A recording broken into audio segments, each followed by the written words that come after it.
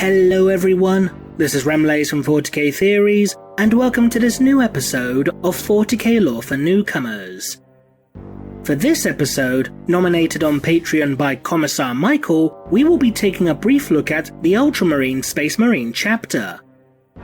This video will be a brief overview for certain events that may be explored in greater depth within additional videos in the future. So, without further ado, let's begin. They shall be pure of heart and strong of body, untainted by doubt and unsullied by self-aggrandizement. They will be bright stars on the firmament of battle, angels of death whose shining wings bring swift annihilation to the enemies of man. So it shall be for 1,000 times, for 1,000 years, unto the very end of eternity and the extinction of mortal flesh. The Ultramarines are the archetypal Space Marine chapter, serving the Imperium of Man with a loyalty and pride that few other chapters can match.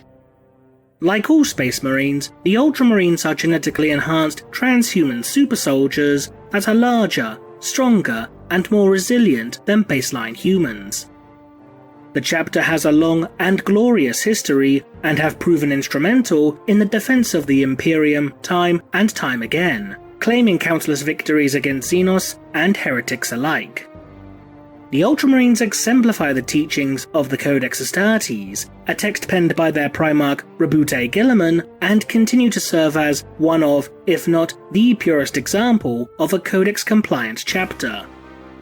As the largest of all the original Space Marine legions, both before and after the events of the Horus Heresy, the Ultramarines have sired the largest number of successor chapters over the millennia, with many of whom also embodying the doctrines of the Codex. The chapter also controls a vast sub-empire of 500 worlds known as the Realm of Ultramar, located within the region of space known as the Eastern Fringes. The chapter continues to serve as a bulwark against numerous Xenos incursions, be they the predatory organisms of the Tyrannid Hive fleets, or the expansion fleets from the young and ambitious Tau Empire. Regardless of the type of foe that the chapter meets upon the field of battle, few can deny the effectiveness of the Ultramarines in combat, as the Sons of Guilliman will not only fight with ferocity, but with courage and honor. To take a town, send a legionary. To take a city, send a squad. To take a world, send a company. To take a culture, send a chapter. Formerly known as the Warborn, the Ultramarines were the 13th Legion of the Legione Astartes.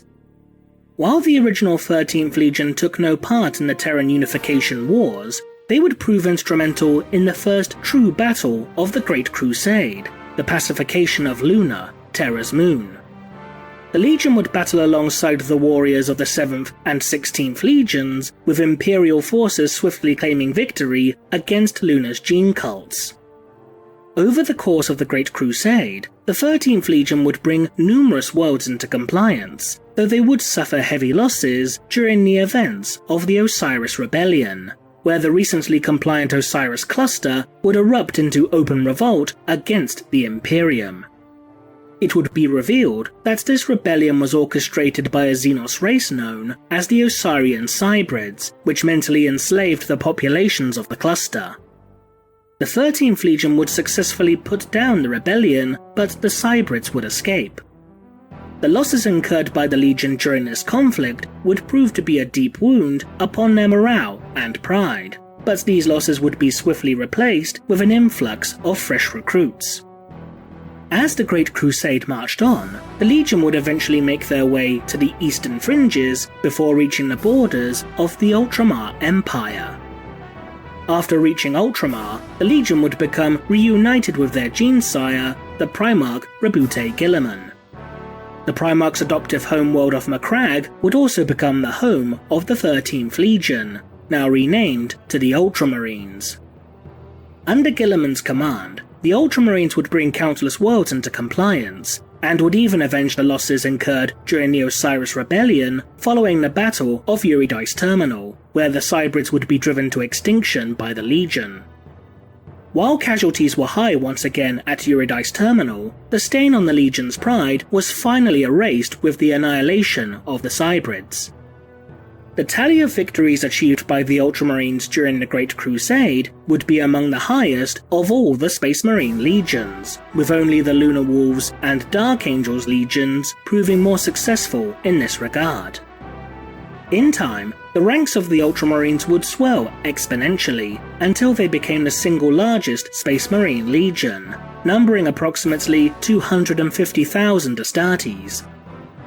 When Horus, the War Master of the Imperium and Primarch of the 16th Legion, turned traitor and instigated the civil war known as the Horus Heresy, the Ultramarines would remain loyal to the Emperor of Mankind. Prior to his treachery being revealed, Horus would order Guilliman to lead his legion in a crusade against an Orc Empire within the Viridian system, intending to prevent the Ultramarines from being able to reinforce Terra once Horus began his revolt in earnest. As the Legion began to assemble within the Calf system, supposed allies from the Word-Bearer's traitor Legion would attack, leading to the Battle of Calf, one of the most devastating conflicts of the entire heresy. The remainder of the Word-Bearers, led by their Primarch Lorgar, along with the World Eaters and their Primarch Angron, would begin their Shadow Crusade to isolate the realm of Ultramar from the rest of the Imperium. A warp storm known as the Ruin Storm would manifest thanks to the efforts of the traitors, making the warp impossible to navigate for Loyalist forces. Fearing Terra was lost, Guilliman would begin enacting a contingency plan to preserve as much as what remained of the Imperium as possible, using the Ultramar Empire as the foundation for what the Primarch christened Imperium Secundus. Thanks to a piece of ancient alien technology called the Pharos Beacon, other Loyalist forces were able to guide their fleets towards Macragge, including the Dark Angels, led by their Primarch Lionel Johnson, and the Blood Angels, led by their Primarch Sanguinius. After learning that Terra still stood, Imperium Secundus would be abolished, and the Ultramarines, Dark Angels, and Blood Angels would make haste towards Terra. After the Second Battle of Davin, a clear route to Terra through the Ruin Storm would appear. The Ultramarines fleet would battle against a Traitor Legion blockade, holding them at bay long enough to allow the Blood Angels to reach Terra, before making their own journey to reinforce the Throne World. The Ultramarines, however, would fail to reach Terra before the Emperor was mortally wounded by Horus, but despite this, the Imperium would prove victorious. As the largest Loyalist legion, the Ultramarines would prove instrumental in the events of the Great Scouring, when the traitor legions were driven into the warp space rift known as the Eye of Terror. Guilliman would then create what he termed the Codex Astartes, and the Loyalist legions would be split into smaller chapters, in order to ensure that an event such as the Horus Heresy could never happen again.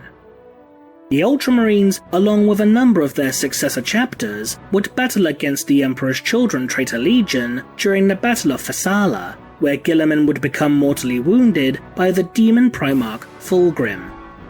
Guilliman was then interred into stasis before being placed within a great shrine located upon Macragge within the Temple of Correction. Everything has a purpose. The Emperor ordains it so. You may corrupt the souls of men, but I am steel. I am doom. I march for Macragge, and I know no fear. Over the next 10,000 years, the Ultramarines would continue to serve the Imperium loyally, participating in many crusades and campaigns, such as the War of the Beast and the Second War for Armageddon. But one of the most notable events within the chapter's recent history was that of the First Tyrannic War. In late M41, the extragalactic Xenos known as the Tyrannids would make their first officially documented appearance within the Milky Way galaxy. The High Fleet, designated by Imperial authorities as Behemoth, would cut a swath of destruction across the eastern fringes, only to be finally halted during the Battle for Macragge. While the Xenos was successfully repelled by Imperial forces, this came at a great cost. Not only had the chapter suffered horrendous casualties, but the entirety of the chapter's first company was slain. It would take the chapter over 116 years to fully recover from the loss of such veteran warriors and rebuild to full strength. The Ultramarines and their successor chapters were also fortunate enough to witness the return of their primogenitor Primarch. During the course of the 13th Black Crusade, the Ultramarines Primarch would be restored to life thanks to Belisarius Cawl, Archmagus Dominus of the Adeptus Mechanicus, and Ivrain, the emissary of Iniad, the Eldari god of the dead. The Ultramarines, now once again led by their Primarch, would battle against the forces of Chaos in what was dubbed the Terran Crusade, as Guilliman sought to return to Terra and meet with his father. This crusade would culminate with the Battle for Luna, where the Ultramarines would battle against the Thousand Suns Traitor Legion, led by the Demon Primarch, Magnus the Red. Shortly after the conclusion of the Terran Crusade, the Ultramarines would be reinforced by a new breed of Astartes, one whose creation was orchestrated by Belisarius Cawl at Guilliman's instruction following the culmination of the Horus Heresy, the Primaris Marines. With the ranks of the Ultramarines bolstered with Primaris recruits, Guilliman would announce the beginning of the Indomitus Crusade, in order to reclaim those worlds that had fallen to chaos following the events of the 13th Black Crusade and the subsequent creation of the Cicatrix Maledictum, a colossal warp rift that split the galaxy in two. The Ultramarines would prove victorious on multiple occasions before being forced to return to Ultramar as Guilliman ended the crusade. This was due to the Death Guard Traitor Legion and their demonic allies launching a full-scale assault upon the 500 worlds, an event that would become known in historical records as the Plague Wars. While the Death Guard caused untold devastation throughout the realm of Ultramar, the Ultramarines would prove victorious. The warriors of the chapter would then embark on numerous campaigns of vengeance in retaliation for the atrocities committed by the traitors. The warriors of the Ultramarines would then proceed towards the strategically important world of Vigilus in order to ensure that it remains in Imperial hands at any cost. Their chapter master and chief librarian have recently undergone the procedure named the Calgarisian Rites, in honor of chapter master Marnius Calgar crossing the Rubicon Primaris in order to be transformed into Primaris Marines.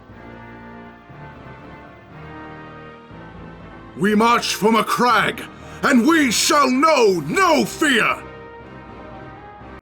The Ultramarines are the preeminent example of a Codex-compliant chapter, who view the Codex as being the epitome of the virtues describing what it means to be a Space Marine, such as discipline and order, traits which separate them from their traitorous kin. The Ultramarines have been known to view deviations from the Codex's teachings as tantamount to heresy, regardless if such deviations were as a result of noble intentions. Those within the chapter that break the tenets of the Codex are often sentenced to the swearing of a death oath, where the guilty are exiled from the chapter in order to undertake a suicide mission, to bring death to the enemies of mankind. The major exception to this is shown with the relatively recent addition of Tyrannic War veterans, squads comprised entirely of those who have previously fought and survived against the forces of the Tyrannids. The Ultramarines view themselves as being the guardians of humanity, viewing all of the Emperor's subjects, be they civilian or soldier, as beings worthy and deserving of their protection. While other Space Marine chapters may act aloof, cold, and detached from the bulk of humanity, the Ultramarines will not shy away from working alongside the common citizenry of the Imperium. The gene seed of the chapter is also shown to be the purest and most stable of the 9 Loyalist legions, displaying no discernible psychological flaws or physical mutations.